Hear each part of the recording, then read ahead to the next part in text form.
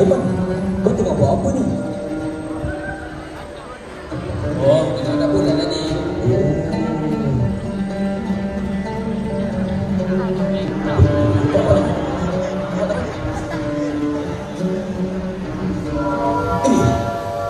Ini bukan anak bulan. Ini bapak bulan. Astaga. Aku rasa salah arah lah, Wan.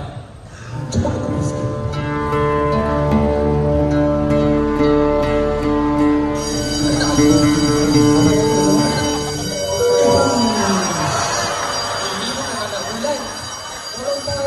Bapak bulan, ini pasti mak dia berseri-seri.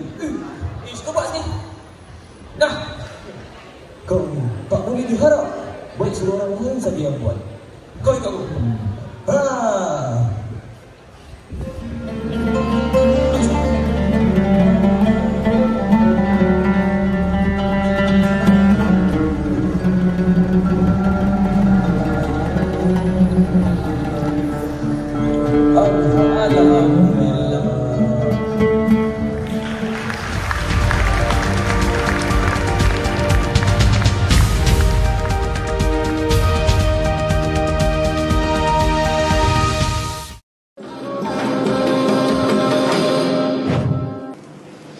Bismillahirrahmanirrahim.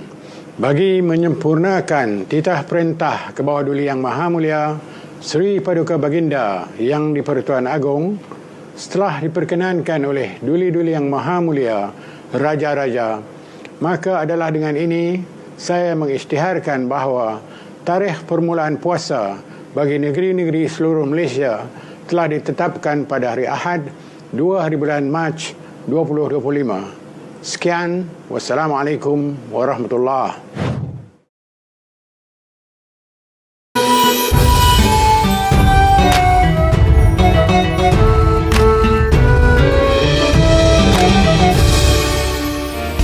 أيوة فيكم مننا نفس روحنا ودمنا قلبنا بيرتاح هوام للي فعلا زينا الكلام نفس الكلام حتى نفس الاهتمام عشرة مش ممكن تهون يوم من الأيام حتى لوننا وشكلنا يعني أنا شبهك تمام وبتجمعنا حاجات